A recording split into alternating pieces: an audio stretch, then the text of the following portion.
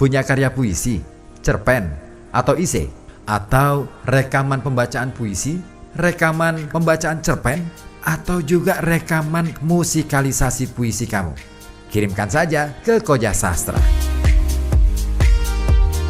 Alamatkan ke email kojasastra@gmail.com. Karya kamu akan dibaca dan diulas di Koja Sastra. Simak acaranya hanya di FM 91,2 Radio Kota Batik. Setiap Kamis pukul 19 sampai 21.00. Kamu juga bisa pantengin via live streaming di channel YouTube Koja Sastra. Dengan ilmu pengetahuan kita bangun peradaban. Dengan teknologi kita bangun kemajuan. Dan dengan sastra kita bangun kehalusan budi dalam berkebudayaan. Salam sastra, salam Koja Sastra.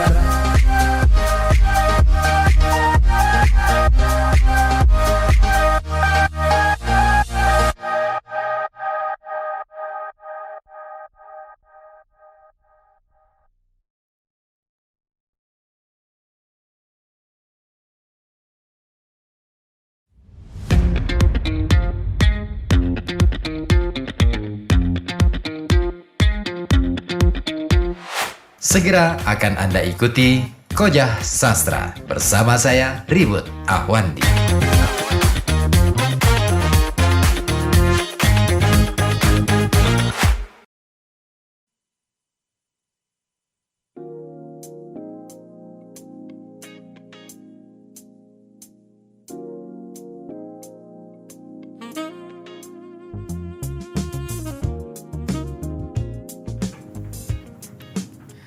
Ya, sudah menit ke-19, tinggalkan pukul 20 malam ini dan Anda masih menyimak Koja Sastra dari FM 91,2 Radio Kota Batik, News Interaktif Solutif.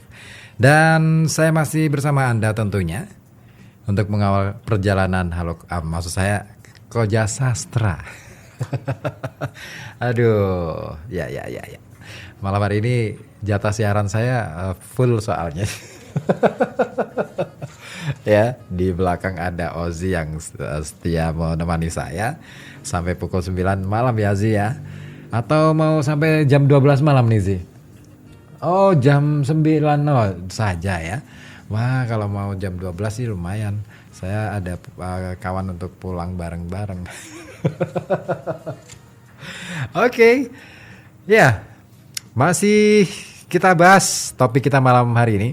Sastra lisan di tengah geliat tradisi sastra tulis. Ini sebuah fenomena dalam sastra Indonesia modern.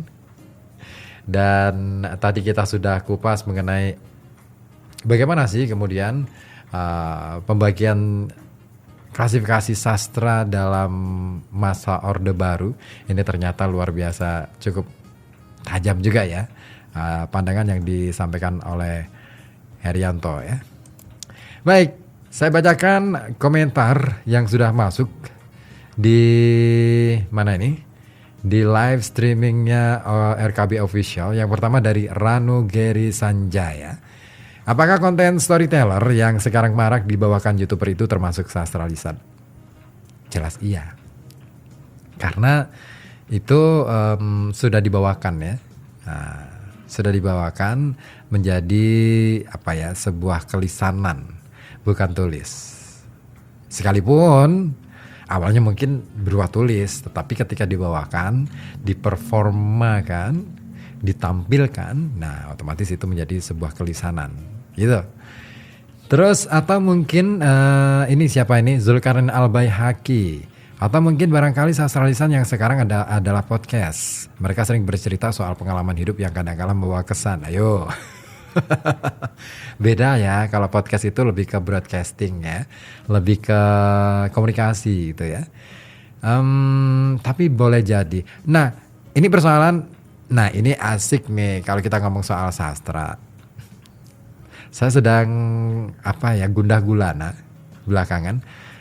Karena beberapa buku-buku yang saya baca gitu ya, dari Terry Eagleton, terus kemudian dari Christopher New, dari siapa lagi, Athieu, banyak sekali buku-buku yang saya baca, dan ternyata definisi tentang sastra itu sendiri sampai hari ini selalu berkembang, selalu berubah, mengikuti fenomena perkembangan zaman.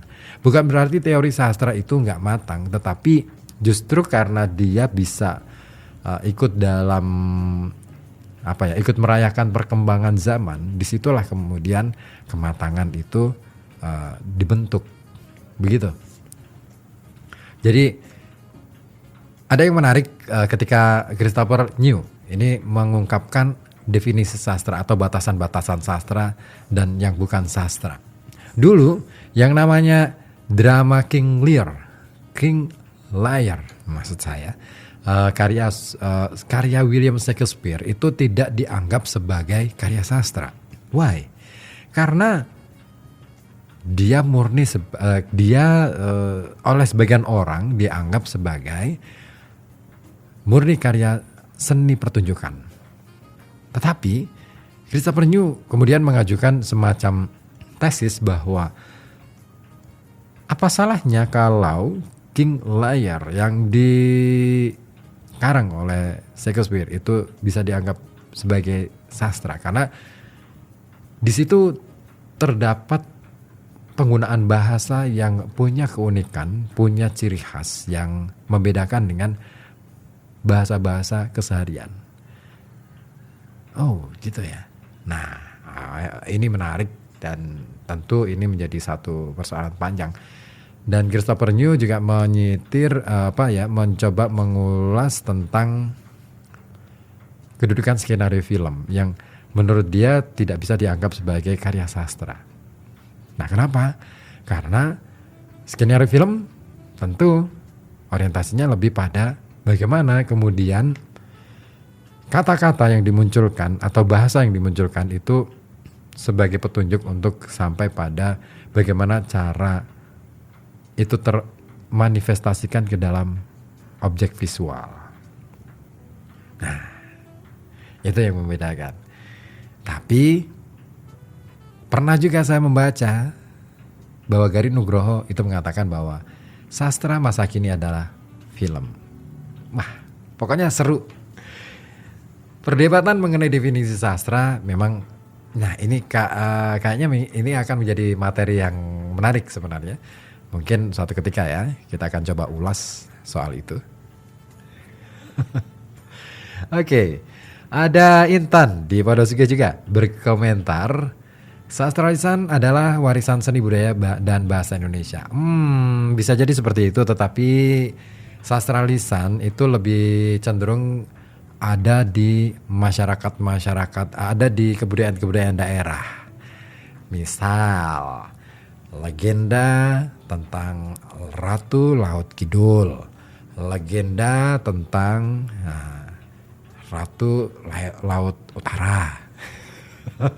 Cerita tentang Bau Rekso, cerita tentang asal-usul Kota Pekalongan, asal-usul Batang, asal-usul apalagi, Baru Klinting, terus itu semua lisan yang kemudian dalam perkembangan zamannya kemudian ditulis dan menjadi buku. Tapi awal mulanya adalah sastra lisan. Koja Sastra.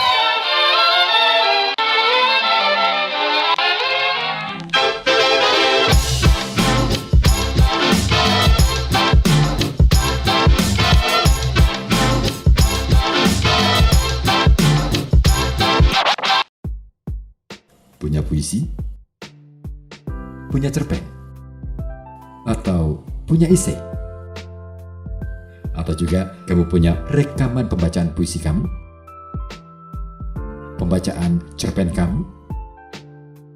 Atau rekaman musikalisasi puisi kamu? Kirimkan saja karya-karya kamu ke Koja Sastra. Alamatkan ke email kojasastra@gmail.com. Pastikan karya kamu diapresiasi dan diulas secara mendalam di Koja Sastra. Simak acara Koja Sastra setiap hari Kamis pukul 19.00 sampai 21.00 dari FM 91,2 Radio Kota Batik. Kamu juga bisa menyimak lewat live streaming YouTube di channel Koja Sastra.